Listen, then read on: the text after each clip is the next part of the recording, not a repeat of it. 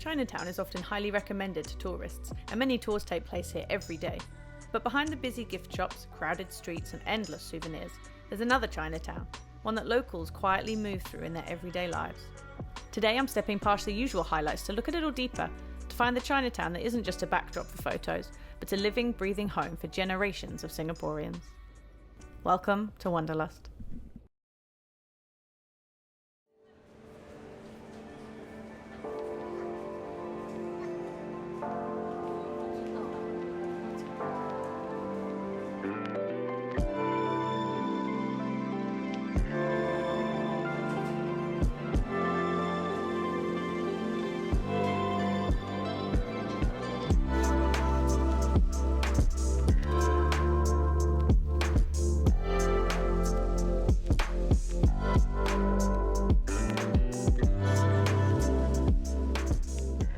Well, for a little while now, there has been a food court underneath the Buddha Tooth Relic Temple. I haven't managed to make it down here. It's super chilled in here. Like, the lights are really nice.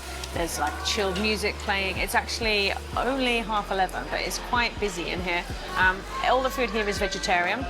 And they have different things on different days, so there's not a lot of options to have, but it rotates day by day, which I think is a really nice idea. It obviously feeds the Buddhists upstairs as well, and people that work in the temple. So I got 4 different things, bihun or rice you can pick, and it was $4.20 for a selection of different things, different curries. So the temperature in here is really, really nice. It's a super hot day after lots of days of rain.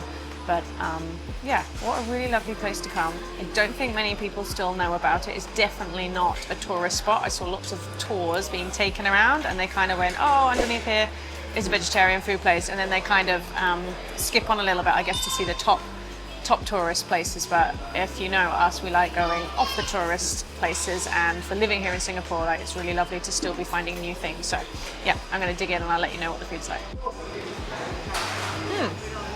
I was just expecting this to be tofu, but it's like a mock meat, like a pork. A really nice texture, a really good flavour. I'm not going to do a food review. We're kickstarting our food channel again. If you want to see more things food, then you can head over there. But I just wanted to show you a little bit of what's down here, a little bit what the food is like. There's also hot water or cold water that you can just grab free of charge. The staff are super friendly as well. They kind of showed you where to go. You can pay by cash and by card. And of course the temple is upstairs if you wanted to go and visit that. I've done it a couple of times and it is incredibly beautiful in there. So I do encourage you to do that.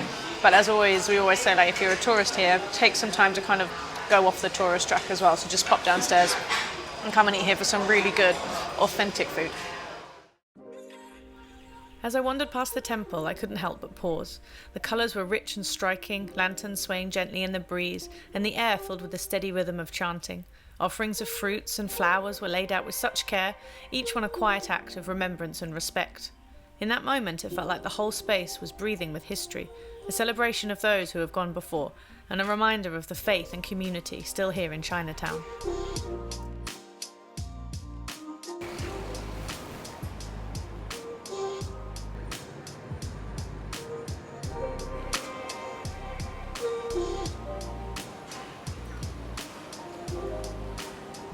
Very often when we have people come to visit, we do bring them to Chinatown. It's just got such an eclectic mix of things. Of course, we come and try durian here. Whether our guests like it or not is up to them. But this is the Chinatown complex and it's shut. Upstairs, downstairs, the market, the stores, everything is shut. There was a few little bits in here that I kind of wanted to show you that I discovered one day by accident, like right in the basement. There's some nice jewelry shops, but that's not open today. I think it's either being cleaned or renovated, so I perhaps have to come back once that's been done. But I can just hear drills and pressure washing going on. So not too bad, because I wanted to kind of steer away from the touristy things today, but there were a few things in here that were a little bit more local, but that's okay.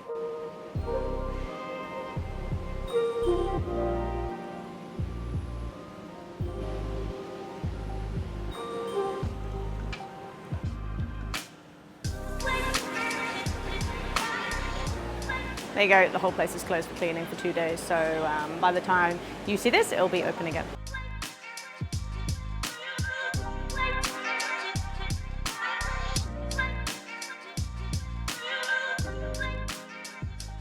I haven't been down this road for so long. It's in Chinatown, the one with all of the shophouses at the top. During COVID, everything kind of disappeared from here and nothing was here, and it's probably been a good 6 months since I've been here, but there's loads of stuff going on. There's building works happening, you can hear me over that noise down there, but there's loads of places have opened up.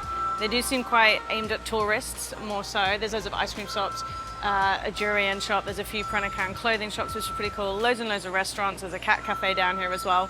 Yeah, I am really glad that this area has kind of opened up again, because it was always a bit sad walking down here and just seeing everything closed up.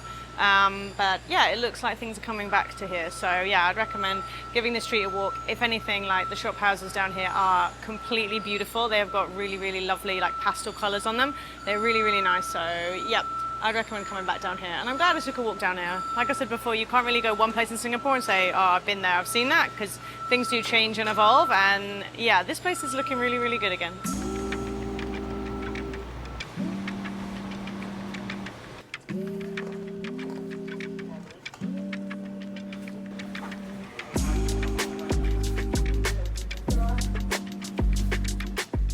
This shop is a chef's complete dream. They've got everything and anything you could ever imagine. They've got a pot that is absolutely enormous. I could probably fit myself inside it. I often wonder how they managed to like batch cook all of the curries and stuff in some of the hawker centres and restaurants, and they have enormous pans, and there's just so much stuff in here.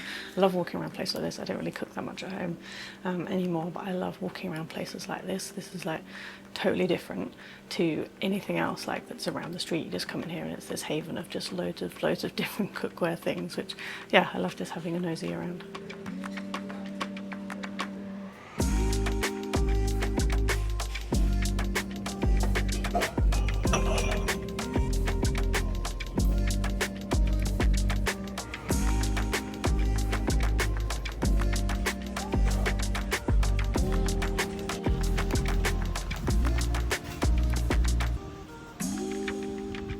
I decided to buy a cup for John T. He quite likes unique cups, so yeah, I thought this one was quite different. We haven't been in there before, so it's nice to pick up something from a different place. There's a few more shops along here that I'm going to pop in and out of and yeah, see what I can find. I'm enjoying, I guess, for me this kind of feels touristy because it's different to what I normally do, but then it's not the average touristy thing, if that makes any sense whatsoever. I'm not really very sure.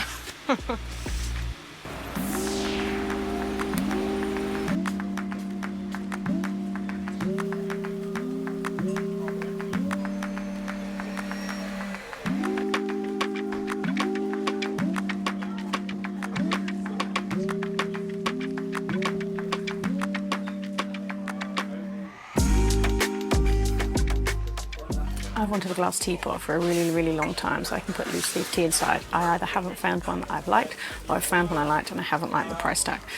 The same problem in here, they're either more than I want to spend or they're just missing the mark on what I want in terms of like the way it looks. I want quite a round one, like I guess a smaller, round, chubbier pot. Yeah, and then with a glass diffuser inside it, so then it looks completely clear, but I will keep looking on my quest.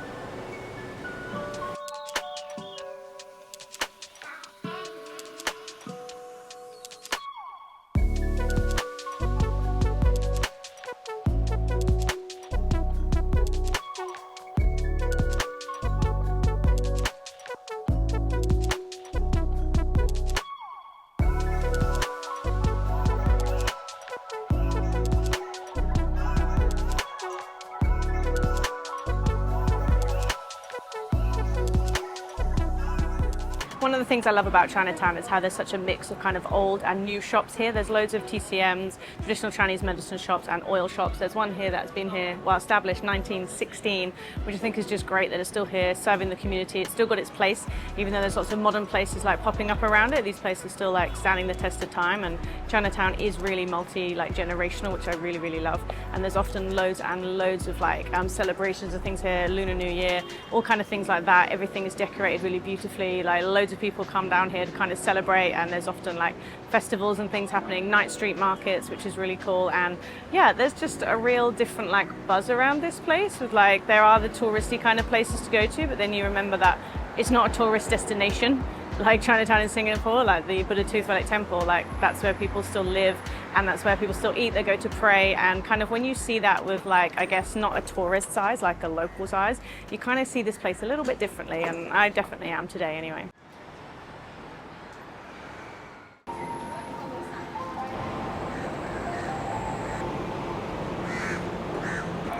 This building here used to be green and yellow, and it's been painted red. Let me know what you think.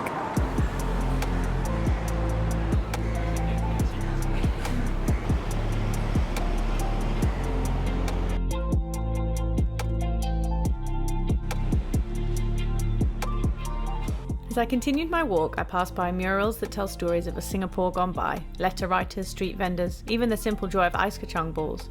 I slowed my pace here, taking time to look around rather than just head to my next stop. Older buildings stood side by side with freshly renovated shophouses, many now home to trendy restaurants and bars. And with the sky beginning to darken and my feet ready for a rest, I finally reached my last stop.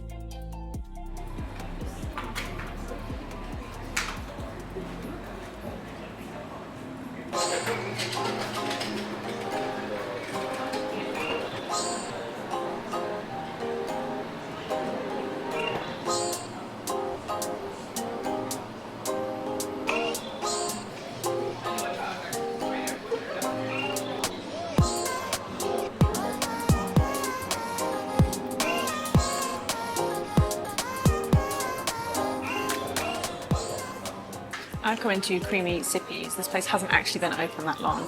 I'm trying to get into matcha. Loads of my friends go out and drink matcha together, and I'm just like, no, that's okay. Like, I don't like it, but I've been trying different things on my quest to always try new things. I've tried matcha before, and I just really didn't like it. The flavour was quite earthy, and as people say, it tastes like fish. That wasn't for me, but it was quite bitter. But I thought I'm going to give it a go, and I tried one the other day that was matcha and coconut, and it was really, really good. And these guys do a matcha coconut cloud. So the matcha was all like whipped up with one of the milk frothers, and then put on the top of coconut water, and it is so good. It doesn't have that like muddy taste that for me I've always got with matcha. The coconut gives it a little bit sweetness, and it's cold. Like, the service in here is really, really lovely actually. They welcome you at the door, which sounds odd to point out, but lots of places now you just go in, you scan, the number is called, and you go and pick up your food without actually interacting with anyone. Like, you do come in, but they welcome you. You do scan on the QR code because they've got their specials on the board, and then loads of other things on the menu. They do little cakes and ice cream as well. Really nice vibe in here. It's super chill. The music's playing. Everything is pink. Like, everything is pink, but it's just super chill in here, and it feels like I've just stepped away from like the craziness of Chinatown, and then I've just come into this little haven, which is lovely. And behind me, I don't know if you can see, they've got their own matcha mill here as well, which if you're an avid matcha fan, apparently that's quite a good thing. So I'm going to enjoy just chilling out in here, cooling off for a little bit, yeah, and enjoy getting into matcha. It's another way to try something new. Just doesn't always have to be a big thing. Sometimes you can just try and drink and eat something different.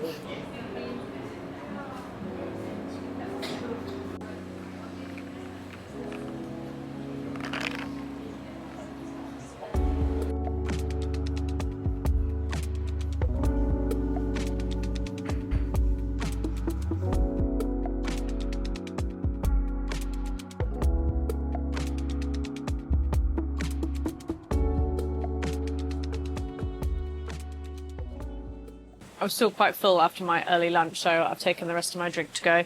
Yeah, what a nice place. Really glad I found this place. That's one thing I love about YouTube, is that we find new places, and I am so excited to be able to do this full time now. Like, I want to say sincerely thank you so much for all the really kind, encouraging comments that I had from you guys. Like, it really, really does mean a lot, and I know we've said that on many, many videos, but like, it's true. It really does mean a lot. So thank you for your support. If you want to show your support, you can subscribe if you haven't already, and yeah, give me some comments of other places to go. But I'm going to head off now.